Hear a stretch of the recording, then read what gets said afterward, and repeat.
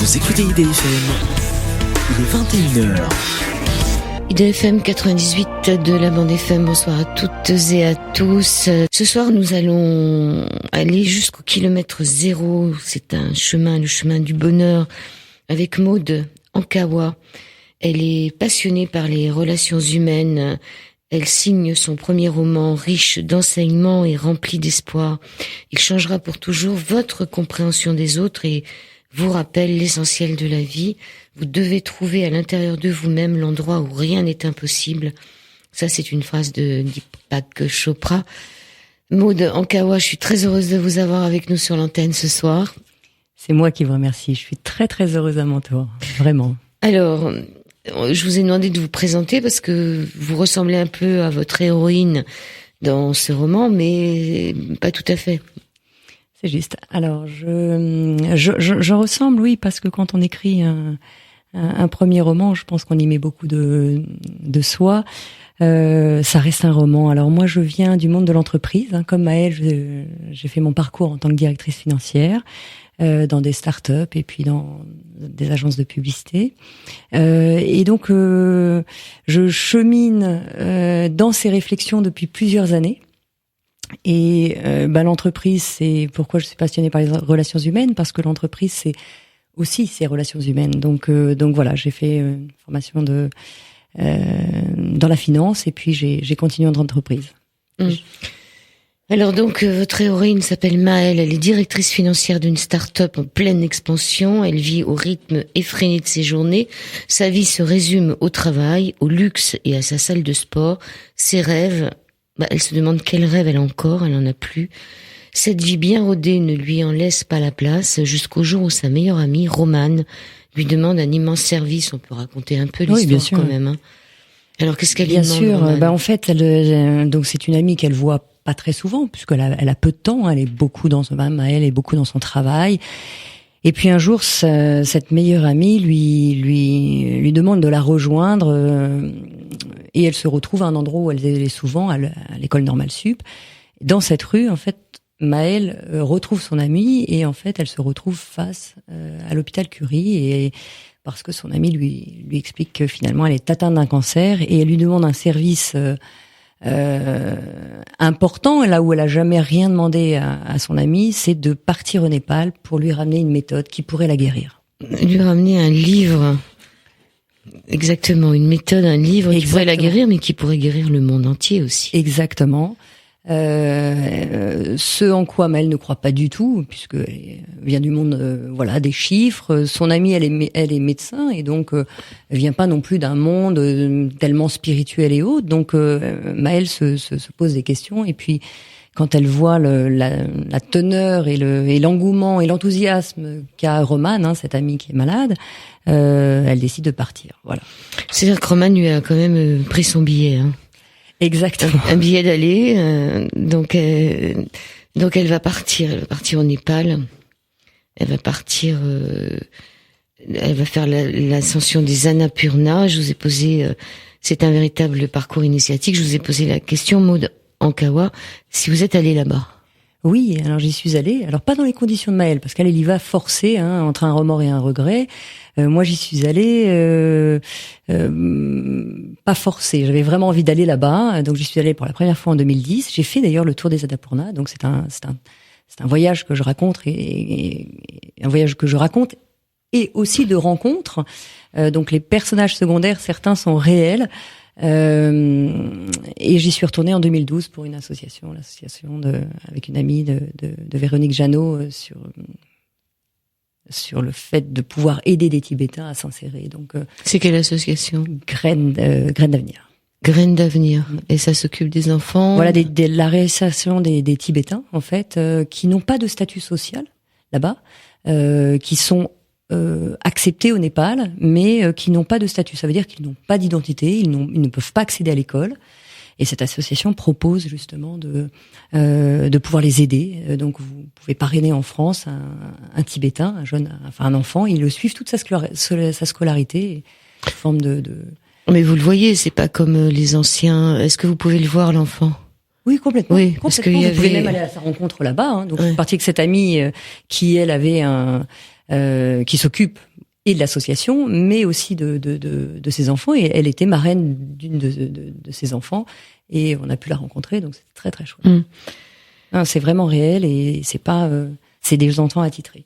Alors, l'intérêt de ce livre, c'est que c'est vraiment un chemin initiatique. On peut dire que Maëlle, bon, elle est pas, elle se pose pas trop de questions. Hein. C'est la fille tranquille.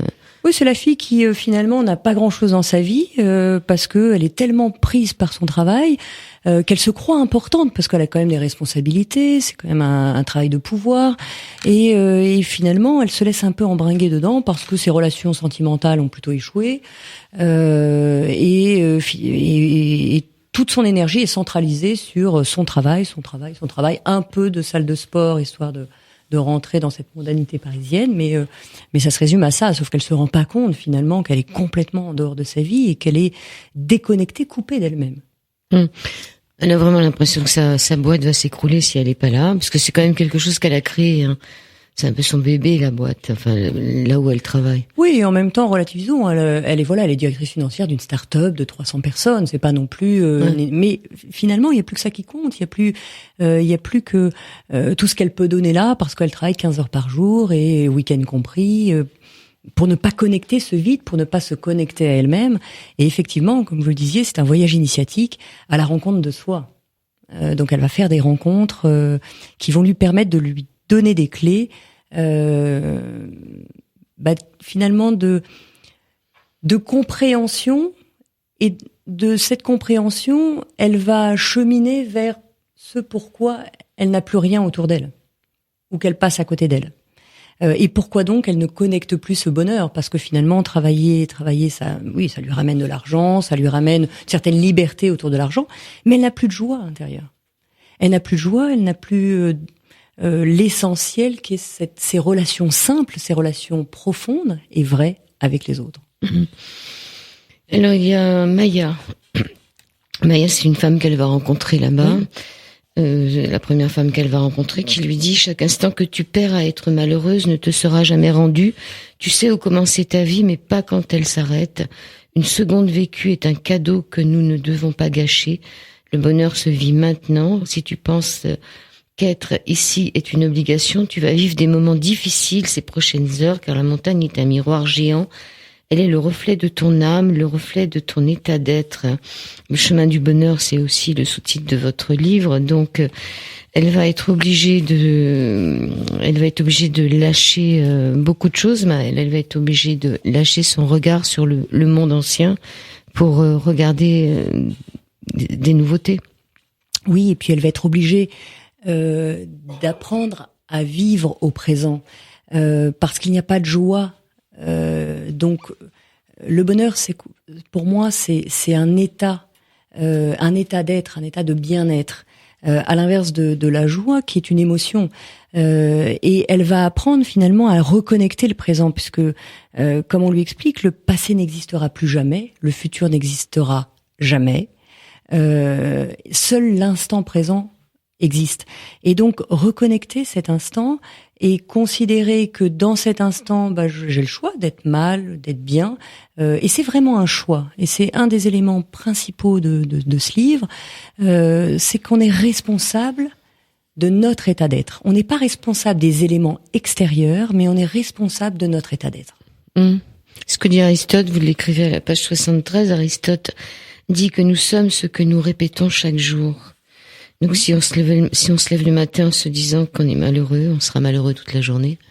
Oui, et en tout cas, on a le droit de se réveiller, et tout le monde. Moi, la première, je peux me réveiller dans un état où finalement la nuit a été agitée, donc je me réveille, je suis pas forcément en pleine forme. Mais dans cette conscience, on peut aussi basculer en une seconde vers un état d'être où on se sent mieux, parce que finalement, on a tendance à pointer spécifiquement tout ce qui ne va pas. Mais quand on se lève le matin et que déjà on est en pleine forme, déjà on a mal nulle part, c'est déjà un luxe extraordinaire. On a tous été malades, hein, même de petites choses, de plus grosses aussi, mais de petites choses. Et quand on se lève le matin, qu'on n'a pas mal à la gorge, qu'on n'a pas mal au dos, je ne sais quoi, se lever et se dire voilà, je vois correctement, je sens correctement, j'entends correctement, et puis j'ai mal nulle part. On peut relativiser aussi sur notre nuit un peu agitée et switcher d'une seconde à l'autre vers la gratitude qu'on peut avoir vers ce qui va bien. Et je crois que c'est qu'un état de conscience, un état de simplement de se poser, et c'est à la portée de tous. On ne parle pas de grands schémas spirituels, etc. Se connecter à soi, c'est à la portée de tous, parce qu'on est des êtres humains avant tout. Alors il y a l'histoire des cailloux dans votre livre, où on remplit une tasse de cailloux, et elle se rend compte quand même, Maëlle, que la pierre précieuse pour elle dans tout cet amas de pierres, c'est quand même la santé, puisqu'elle se rend compte qu'elle est en bonne santé, que son amie, elle, ne l'est pas, et que le don le plus précieux qu'on puisse avoir, c'est la santé. Je le crois sincèrement, et le gros problème, c'est que finalement, quand c'est acquis, on l'oublie. Quand on est bien et quand on est en pleine santé, finalement, ça va de soi. Mais non, ça va pas de soi. Ça va pas de soi d'être en bonne santé. Ça nécessite une vigilance, ça nécessite de faire attention à soi, ça nécessite d'avoir cet état de conscience, que c'est déjà un luxe extraordinaire. Et que une fois qu'on a la santé, j'allais dire, on peut tout faire. Tout le reste suit. Alors elle rencontre des sages qui essayent de la reprogrammer ou de la déprogrammer en lui donnant tout un tas de conseils qu'on abordera dans cette émission. Mais il lui dit, sais-tu qu'il faut 21 jours d'exercice pour se forger une habitude, et sûrement 21 jours aussi pour se déshabituer. Alors, c'est ce que les scientifiques arrivent à prouver aujourd'hui. Notre système, sans rentrer dans le détail, je serais bien incapable, mais notre système neuronal nous permet de reconnecter des systèmes de pensée en une fraction de seconde. Le fait qu'on se parle là, naturellement déjà, nos cerveaux changent à chaque seconde. Le fait de prendre une habitude, là ça met un peu plus de temps, mais ça veut dire que déjà l'information et les systèmes neuronaux se sont reconnectés autrement. Après, pour rentrer dans cette habitude, cette routine et ces automatismes, il faut un peu plus de temps, et c'est en moyenne 21 jours. Stricto sensu, ça peut être un peu moins, un peu plus, mais c'est en moyenne 3 semaines, effectivement. Pour le sport, c'est pareil. Il faut pas faire du sport tous les 3 mois. Il faut en faire tous les jours. Exactement. C'est exactement ça. C'est rentrer dans une routine pour que ça devienne des automatismes. Et c'est pour ça que, d'ailleurs, dans nos pensées automatiques, c'est des pensées de plusieurs années. Donc, quand on veut changer quelque chose, quand on veut changer nos pensées, il suffit simplement d'observer et de mettre de l'attention dessus. À partir du moment où on met cette attention dessus, naturellement, plus on met de l'attention dessus et plus ça rentre dans ces automatismes. Alors justement, elle tentait d'intégrer cette nouvelle considération pour voir son bourdonnement incessant de ses pensées automatiques en s'exerçant avec les images qui traversaient son esprit. Elle dit, je les visualisais essayant de les surprendre à leur naissance, comme un chat tapi guetterait la souris à la sortie de son trou, mais plus je les attendais, moins elles se manifestaient. Ces pensées, dès que je relâchais mon attention, un flux incessant de scènes diverses reprenait possession de moi. Les dossiers qui m'attendaient à Paris, le cancer de Romane, les objectifs de ma vie, puis le travail reprenait le dessus, associé à la culpabilité d'être parti. C'est intéressant parce que si on essaye de les piéger, comme elle dit, ces pensées, elles sont pas là.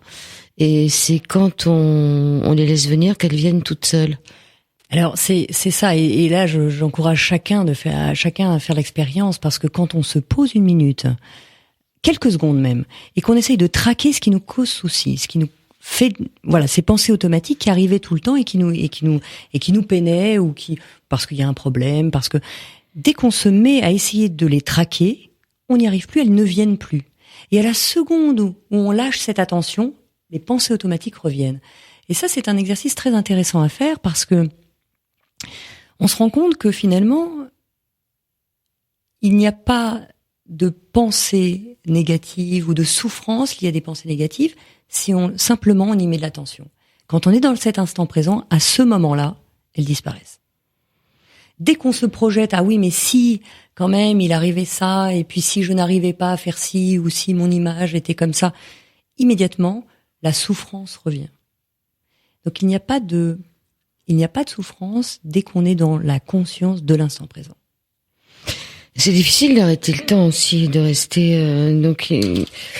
on peut avoir peur. Si la peur frappe à ta porte, lui dit Chanty, et si tu as le courage de l'ouvrir, tu t'apercevras que derrière, il n'y a personne. Parce que finalement, ce qui fait qu'on veut pas trop arrêter le flux des pensées, c'est peut-être qu'on a peur. Oui. On a peur du vide. Tout à fait. On a peur du vide.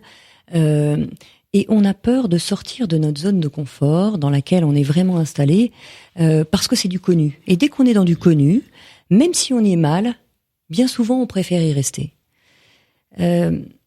Accepter qu'une peur nous traverse, puisque la peur c'est une émotion, donc elle existe bien, mais c'est une émotion. Bien souvent on se raconte des histoires autour de je ne vais pas y aller parce que il va y arriver ça, ou s'il arrivait encore ceci, ou s'il arrivait que ça. Et là, on infecte cette peur, juste cette émotion qui nous dit, moi, quand j'ai des peurs, j'en ai comme tout le monde, je me dis, il m'arrive quelque chose d'important. Donc, je prends conscience de cette peur, et c'est quelque chose d'important. Par exemple, avant de venir à la radio, je n'ai pas l'habitude de faire de la radio, hein, je lance ce nouveau livre, et donc forcément, j'ai un trac, j'ai une peur. Et quand je l'écoute, je me dis simplement, voilà, Maud, il arrive quelque chose d'important pour toi, pour ton livre, et immédiatement, on peut sortir de cette zone d'inconfort dans laquelle on est. C'est pas agréable d'avoir peur, mais immédiatement, on peut aller vers quelque chose qui nous habite, qui est, mais pourquoi je le fais? C'est plus simple pour moi de rester à la maison, tranquille, plutôt que de venir dans un endroit que je connais pas, avec des gens que je ne connais pas, et puis de parler, voilà. En fait, la réalité, c'est que à la seconde, on se dit cette peur est importante pour nous parce qu'il se passe quelque chose d'important. On peut descendre un peu ce niveau et dépasser petit à petit cette zone d'inconfort parce que c'est ce qui nous amène à réaliser qui on est. Il faut aller voir ce qui se passe derrière la porte et on s'aperçoit qu'il y a personne. Il y a finalement rien que nos croyances. Ouais, et vous dites l'enfant vit dans la peur, ça viendrait de l'enfance. Hein.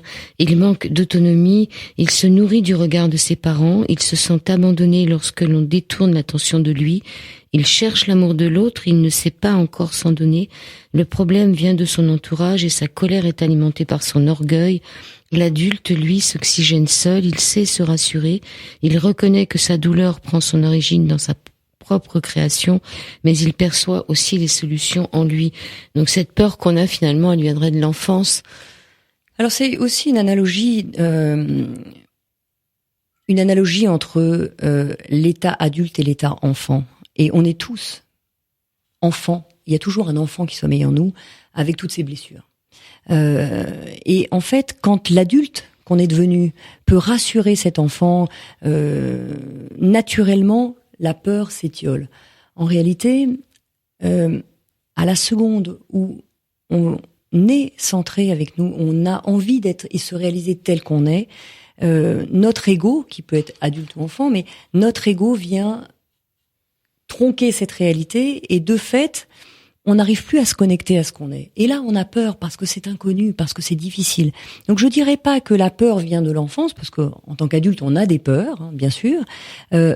Mais dès qu'on se recentre sur soi, dès qu'on se dit mais il y a rien de grave qui peut nous arriver d'autre qu'encore une fois nos peurs créées. Et bien souvent, il y a 1000 peurs créées pour un vrai danger, puisque la peur qui est liée au danger, celle-ci est nécessaire. C'est pour ça qu'elle existe d'ailleurs. Hein. Vous êtes face à un danger, immédiatement vous avez peur et vous avez des réactions automatiques. En revanche, il y a des centaines de peurs qui nous traversent chaque jour, qui n'est pas lié à un vrai danger, qui est juste lié à notre ego qui veut rester parfait et qui aurait peur de sortir de ça.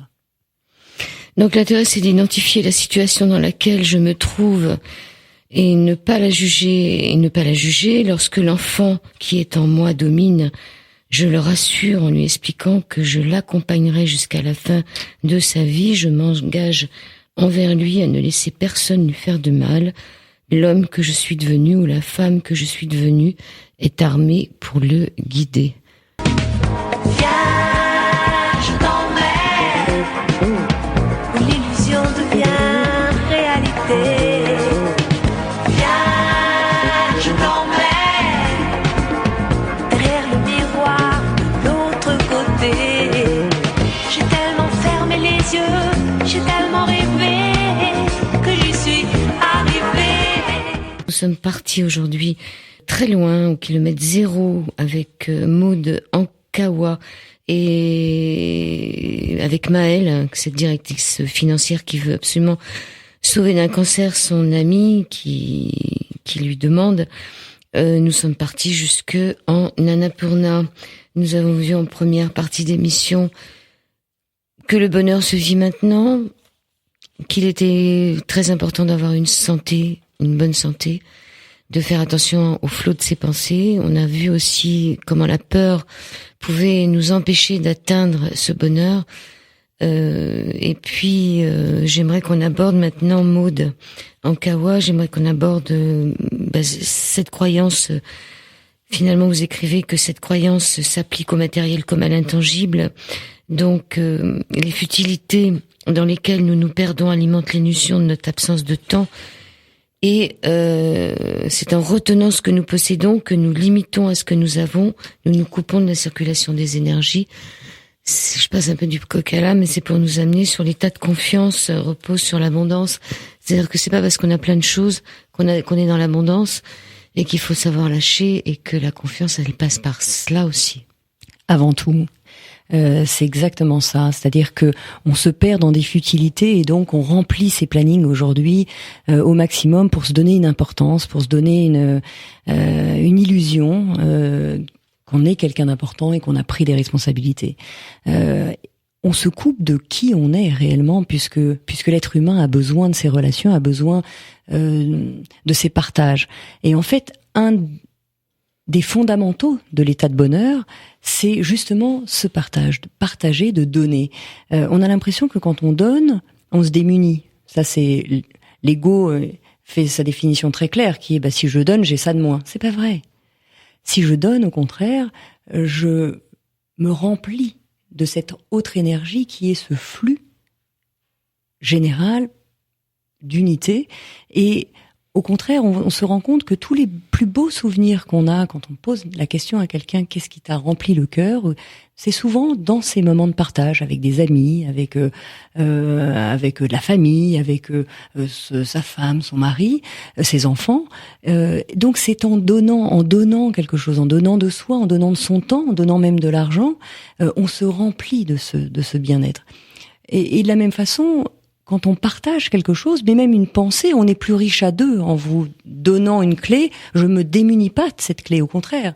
Je la partage et naturellement, vous rebondissez et ensemble, on construit quelque chose de plus fort à deux. Donc c'est une illusion de l'ego que de croire que en donnant, on se démunit. Je crois qu'au contraire, en donnant, on s'enrichit. On reviendra sur l'ego un peu plus tard, mais bon, il y a plusieurs étapes pour aller vers le processus de transformation qui consiste donc à se rendre compte que nous avons deux options dans ce processus de transformation, si peu qu'on veuille se transformer. Il est possible de prendre conscience de nos réactions automatiques qui se traduisent par la défense, la culpabilité, l'illusion, la colère, le conflit, l'opposition, la tristesse, la séparation, l'individualisme, la supériorité, l'infériorité, la lourdeur du passé, la peur du futur, le manque et même la maladie, pour faire le choix de vivre différemment par la lucarne de l'état de confiance, de l'unité, de la plénitude, du seul instant réel qu'est le présent, de la justesse de nos agissements, de tous nos mots et de toutes nos attitudes guidées par le cœur. Déjà, il faut en prendre conscience. Oui. Et c'est ce que vous disiez juste avant, il faut avoir une attitude différente que cette tristesse, cette culpabilité, ce conflit. Il faut en prendre conscience et avant tout, il faut avoir envie de changer. Le vrai sujet, c'est que vous pourrez faire toutes les thérapies, vous pourrez faire toutes les écoles les plus grandes, autour de n'importe quel sujet. À partir du moment où vous voulez changer, à partir du moment où vous décidez de ne plus être dans ces états de tristesse, de mal-être, etc., alors vous avez déjà fait un grand pas vers le voyage. Faire le choix. C'est faire le choix. Et on a tous ce choix. Et c'est pas toujours facile, parce que arriver à cet état de bonheur, ça demande du courage. Ça demande de la pugnacité, ça demande d'être en éveil, en conscience. Et donc, ça demande de la répétition. C'est beaucoup plus simple de se laisser embarquer par le voisin qui va vous raconter les histoires de la voisine d'à côté qui a eu un tas de problèmes et de se lancer dans ces commérages que de se dire, oh là là, je ne rentre pas là-dedans, je me recentre sur ce qui est important pour moi et qu'est-ce que je mets en œuvre et qu'est-ce que je répète pour arriver à ça. Donc c'est vraiment une vigilance permanente. Et c'est en ça que, effectivement, on peut switcher d'un état à l'autre. C'est le côté très positif. C'est que même quand on est mal, dans la seconde d'après, on peut décider en conscience de changer. Donc oui, la première étape, je crois que c'est d'avoir envie de changer. Mmh. Prendre conscience déjà qu'il y a un problème et qu'on peut peut-être le changer. Alors, on peut rentrer dans le champ des possibles, c'est ce que vous dites, en arrêtant le mental, les croyances réflexes disparaissent pour ne laisser place qu'à la vérité de l'instant. Tout devient conscient, l'espace entre les mots, le silence entre les sons, la lumière dans l'obscurité.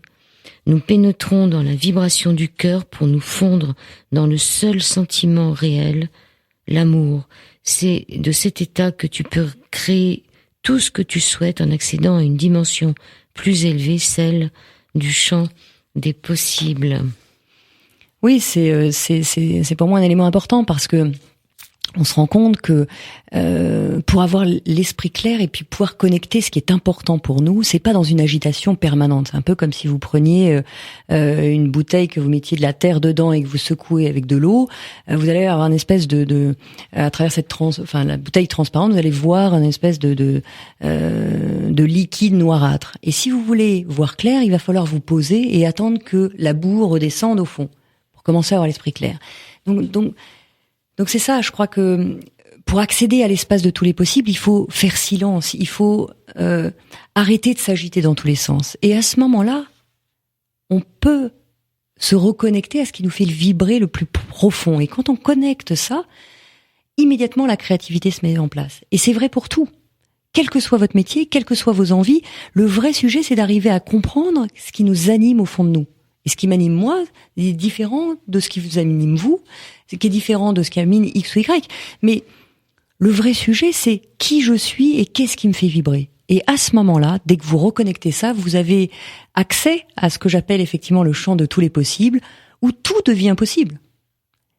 J'allais dire, ce livre en est presque l'illustration. Oui, alors en plus, on va parler de l'ego dans ce livre. Hein. Mm-hmm. L'ego, c'est pas difficile de savoir où il est, il nous donne toujours raison. Exactement, c'est exactement ça. C'est-à-dire que dès qu'il y a un problème, c'est toujours la faute de l'autre avec l'ego. Donc c'est simple. À la seconde où vous vous dites c'est lui qui a fait ça, c'est elle qui a fait ci, et puis c'est à cause d'elle que je me sens mal ou à cause de lui, etc. Vous savez que vous êtes dans l'ego. À la seconde où vous revenez à vous en disant oula, alors qu'est-ce que m'a enseigné ce conflit, quelle est ma part de responsabilité dedans? Encore une fois, vous n'êtes pas forcément responsable des événements extérieurs, mais vous êtes responsable de votre état de bien-être. Et donc, l'ego, lui, il a pour but de vous garder en dehors de cette unité. Et donc de vous garder tel que vous êtes, unique. Et c'est cette réalité tronquée qui fait que vous avez l'impression que l'autre est toujours un ennemi et l'autre, il faut toujours s'en méfier. À la seconde où vous rentrez dans cet amour, en fait, puisque finalement c'est cet amour universel, cette vibration universelle, alors là, tout devient possible et vous vous rendez compte que vous n'avez plus à vous protéger, que vous l'êtes de toute façon.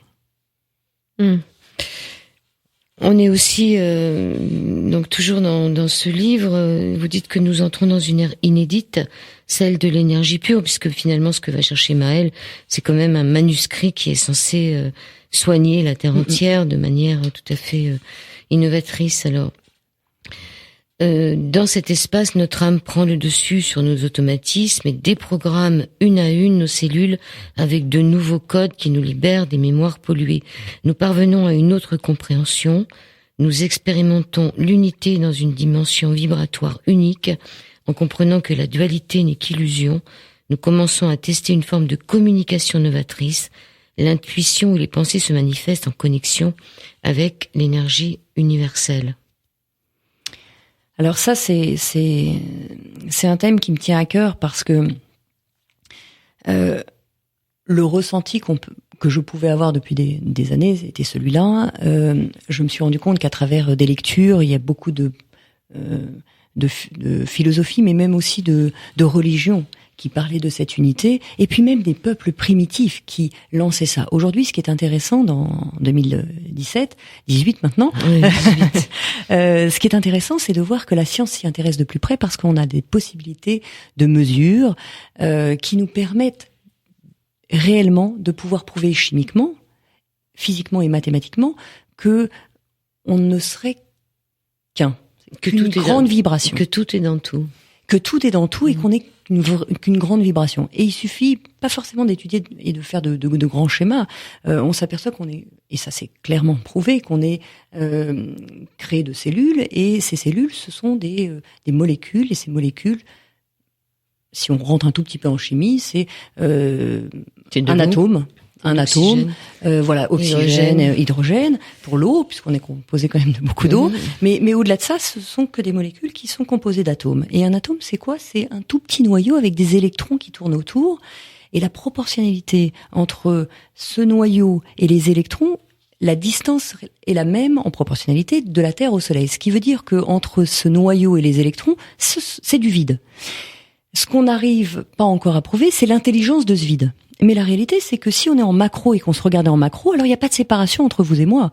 Il n'y a pas de séparation entre tout ce qui nous entoure. C'est simplement un grand espace vibratoire. Donc, cette unité, on sait la prouver. Et chimiquement, mathématiquement, et encore plus maintenant physiquement, puisque la physique quantique et cette vibration qui est générée par des ondes amène à cette unité. Donc, comprendre ça, c'est comprendre que quoi qu'on fasse, le reste n'est qu'une illusion de l'ego. Pourquoi ? Parce que nous, on voit en 3 dimensions, dans notre humanité, dans notre schéma, notre vision, c'est 3 dimensions, et on a le sentiment que, effectivement, ce que je vois, c'est que vous êtes une personne séparée de moi. Ça, c'est mon ego qui fait. Mais si j'allais étudier ça au microscope, je me rendrais compte qu'on est toutes les deux dans cet espace, dans une grande vibration. Et l'ego est là pour nous faire croire qu'on est tout seul et unique. Exactement, et surtout, qu'il faut avoir peur. Et il veut pas mourir. Et il veut pas mourir, parce qu'à la seconde où on comprend ça, il y a plus d'ego possible, puisque on est la même chose, donc on n'est pas unique, on n'est pas séparé. Mais si mon ego entendait ça, naturellement il mourrait, et lui il veut pas mourir, donc il me met des barrières de peur, il tronque ma réalité, qui fait que quand vous me dites un mot que mon ego ne considère pas très gentil, alors il est en défense, et je rejette la faute sur vous. Ah bah oui, mais elle a pas été très sympa, donc c'est pour ça que je me suis énervée, ou il a pas été très sympa, etc. C'est un véritable combat avec l'ego. On fait la dernière pause musicale et après on vous donnera des clés. Allez, je ne laisserai pas tes bras baisser plus longtemps. Allez, je lâcherai pas, tu m'entends. Ça prendra le temps que ça prendra.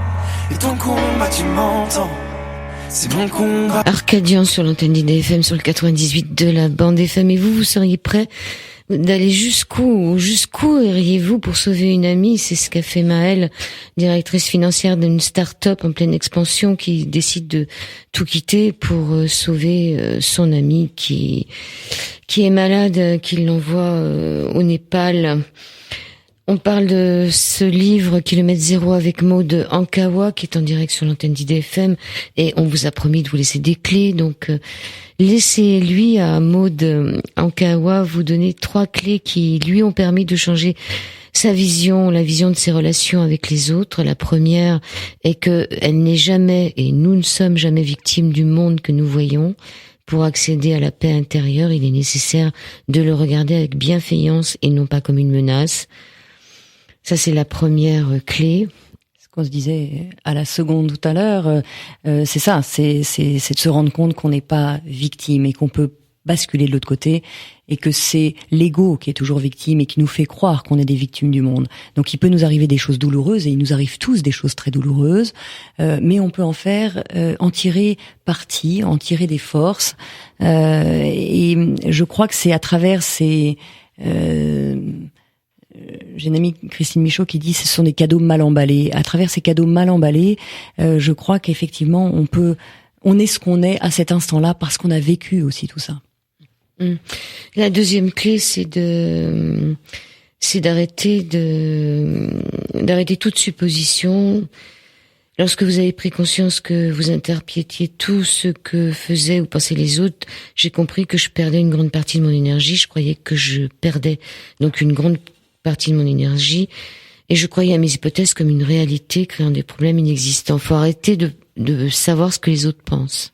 Oui, parce que on a des exemples continuels, c'est-à-dire que vous allez arriver au bureau et puis il y en a un qui est préoccupé par quelque chose, sauf que vous le savez pas, alors vous considérez qu'il y a peut-être quelque chose qui s'est passé sans vous, qui s'est joué sans vous, alors peut-être qu'on vous en veut, et alors à force de faire des peut-être et des si, etc., on se monte nos propres films, plutôt que d'aller directement vers une vérité. Est-ce qu'il a un problème? Est-ce qu'il a un problème avec moi? Et le fait de se le dire, ça nous évite tous ces schémas d'interprétation qui nous rendent mal et malheureux.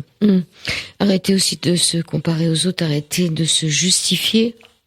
C'est exactement ça, c'est-à-dire que à partir du moment où on arrête cette comparaison et on prend les autres, on s'inspire des autres, on n'est plus dans ce schéma de vouloir être mieux que l'autre, de vouloir d'envier l'autre, mais au contraire, quand quelque chose nous plaît chez l'autre, si on s'en inspire, naturellement on grandit. Alors, notre système de pensée automatique nous incite à chercher la différenciation, ce qui conduit à l'illusion dans laquelle nous évoluons. Arrêtons de chercher à nous comparer les uns les autres. Au contraire, prenons conscience de notre égalité. Un peu plus loin, il est écrit que la clé du changement réside en une idée simple. Raisonnons en termes de similitude. Entraînons-nous à passer de la recherche de différence à la recherche de ressemblance. Posons-nous les questions suivantes. Qu'est-ce qui est semblable dans ce qui nous paraît si différent? Plutôt que de laisser l'ego critiquer l'autre en se rassurant sur ses dissemblances, notre objectif est de chercher nos points communs pour entrer en harmonie, n'est-ce pas? Oui, ça, je le crois vraiment. C'est-à-dire que à partir du moment où effectivement on est dans les points de ressemblance et de ce qui nous plaît chez l'autre, plutôt que d'être sans cesse en train de se dire « Oh, j'aime pas ça, j'aime pas sa chemise, j'aime pas son vernis, ou j'aime pas ses chaussures à lui, etc. » À la seconde où, au contraire, je suis en train de me dire « Tiens, ce qui me plaît chez cette personne, c'est de ça dont j'ai envie de m'inspirer. » Eh bien, on rentre dans cet état de bien-être et on est en lien avec l'autre plutôt que d'essayer d'être en challenge, en compétition, avec lui ou elle. Et c'est cet état de bien-être. Et d'autant plus que je pense que ce qui nous plaît chez l'autre, c'est ce qui est à l'état embryonnaire chez nous. Quand on voit quelqu'un, par exemple, de très à l'aise en société, alors que je pourrais être très timide, je vais me dire, voilà, tiens, ça m'inspire, et ça me plaît. Alors qu'on pourrait avoir tendance à dire, lui, il prend toute la place, ou elle prend toute la place, etc. Et donc, le fait de ressentir que ce que je jalouse, peut-être, ou ce que mon ego, on va dire, va jalouser, si je transforme les choses en disant, très bien, mais qu'est-ce qui me plaît en cette personne et qu'est-ce qui pourrait m'inspirer pour devenir ou avancer d'un petit millimètre vers ça, naturellement, on s'aperçoit qu'on est à l'état c'est à l'état embryonnaire en nous et qu'on peut le faire germer. Alors, vous avez mis cette phrase de Confucius dans votre livre. Si tu rencontres un individu de valeur, cherche à lui ressembler.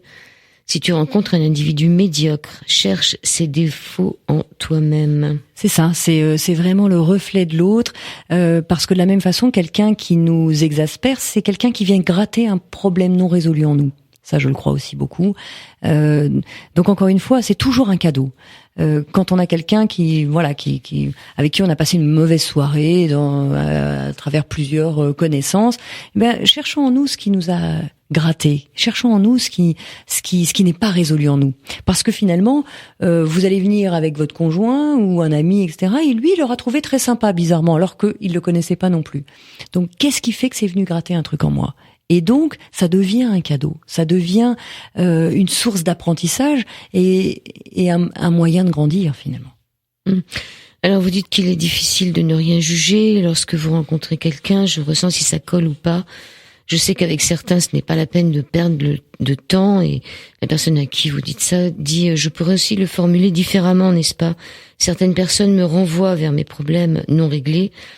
Elles me sortent de ma zone de confort, alors que d'autres, au contraire, me recentrent. Nous avons 3 types d'attitudes face à une nouvelle rencontre.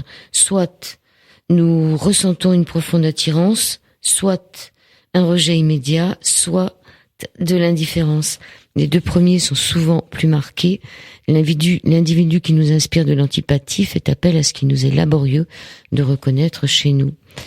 C'est ça, parce que l'ego, en fait, encore une fois, est toujours en rejet de il est pas sympa, lui, ça colle pas. Et puis moi, j'ai cette intuition quand ça colle et ça colle pas. Mais là, ça, c'est qu'une attitude de l'ego. Encore une fois, c'est que ça vient toucher un truc en nous qui fait mal. Donc, ça peut être n'importe quel type un sans-gêne, au contraire, un qui rigole fort, au contraire, un qui est très timide. Ça vient toucher un truc en nous qui est pas résolu. Et à la seconde où on prend conscience de ça, naturellement, on peut évoluer. Échanger. et se transformer.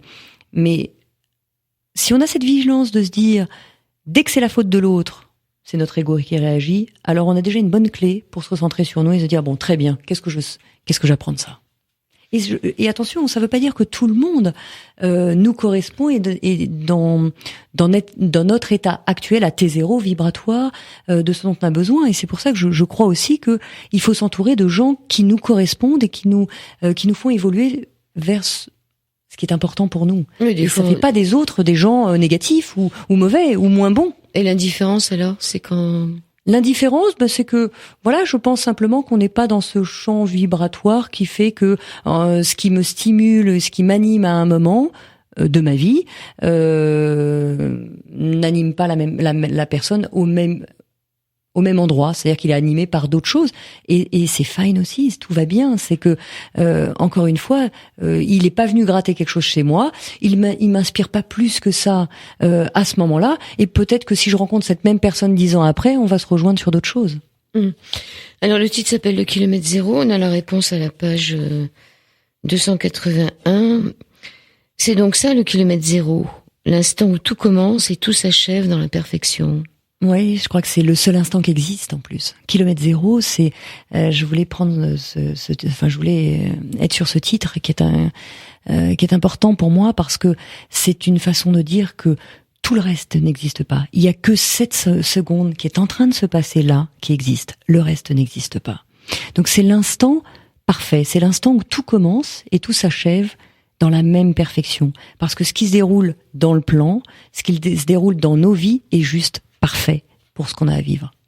Alors vous dites qu'aujourd'hui est un cadeau, c'est normal puisqu'il s'appelle présent.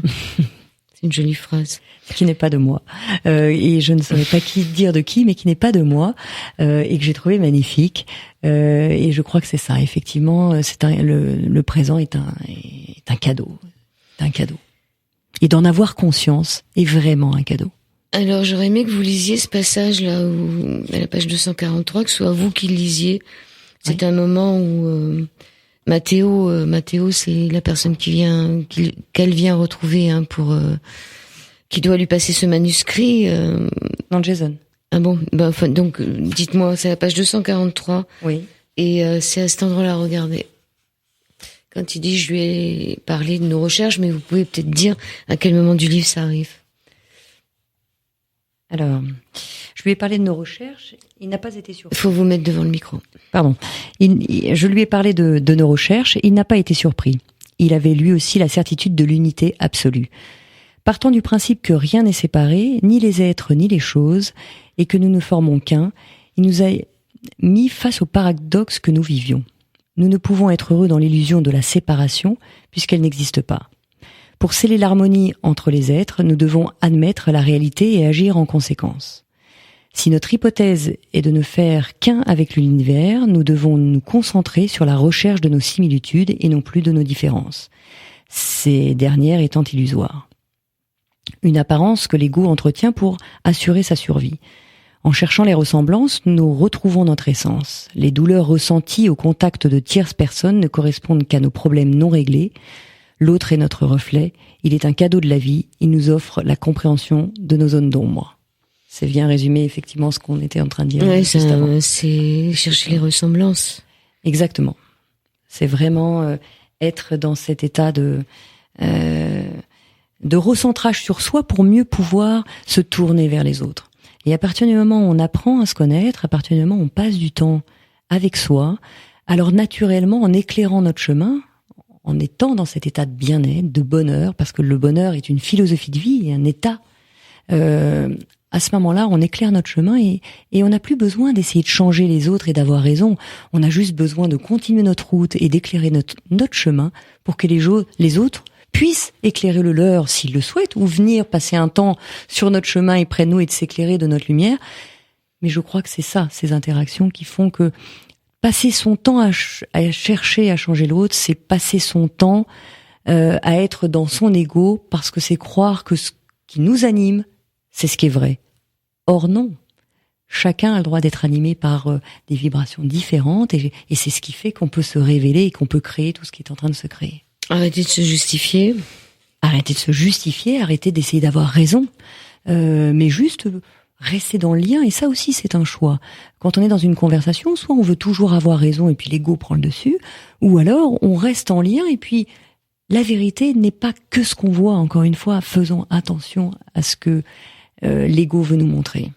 Alors, vous voulez remercier Marguerite Cardozo. Qui est mon éditrice, qui a pris ce pari avec moi, qui est une femme exceptionnelle et que j'ai eu la chance de rencontrer dans ce voyage, parce qu'il y a une version auto-éditée qui était sortie, et elle, oui, vraiment, j'ai une Elle vous a découverte. C'est elle qui vous a découvert. C'est elle qui m'a découvert. C'est elle qui a mis tout en œuvre chez Erol pour pousser le livre, pour le faire lire parce qu'il y a plusieurs éditeurs, hein, et puis après il fallait convaincre la direction générale. Et vraiment, elle a eu ce courage et cette audace parce que je ne suis pas connue en tant qu'écrivain.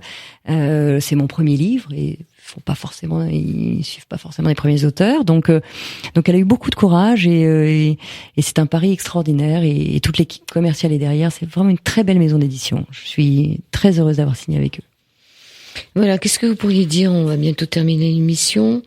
Qu'est-ce que vous pourriez dire? Je crois que ce que j'aimerais vraiment pousser comme et ce qui m'anime vraiment, c'est d'oser vivre sa vie, parce que je crois qu'à partir du moment où on reconnecte ce petit bout d'humanité qu'on est tous, alors on peut offrir quelque chose de plus grand aux autres et de plus grand à cette humanité. Donc j'ai envie de dire, peu importe les jugements, peu importe ce qui est ce que les autres diront, peu importe les barrières qu'il y aura, parce que ça demande toujours du courage que de sortir de cette zone de confort, mais oser, parce que vous ne pouvez pas priver plus longtemps l'humanité de ce que vous êtes.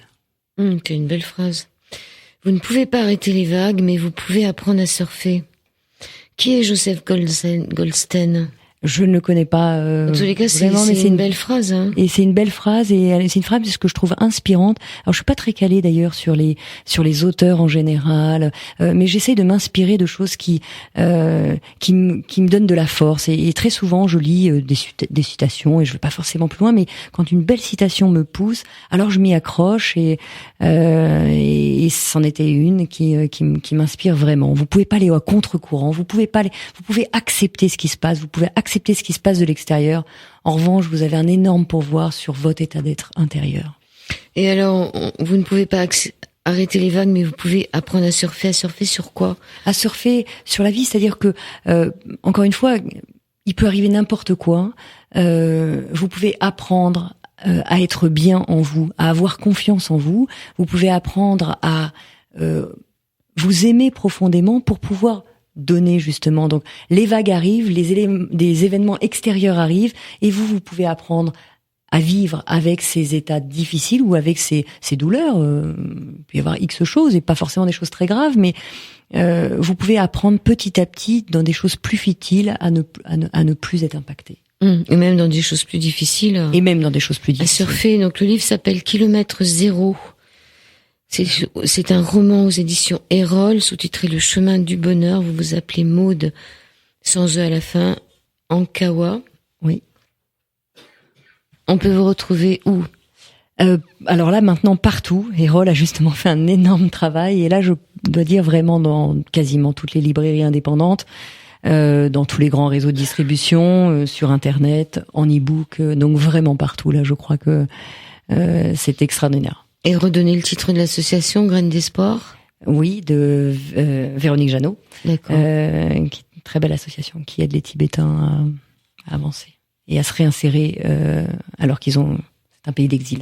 Je vous remercie beaucoup, Maude Ankawa. Merci à vous. Beaucoup. Merci infiniment. Merci.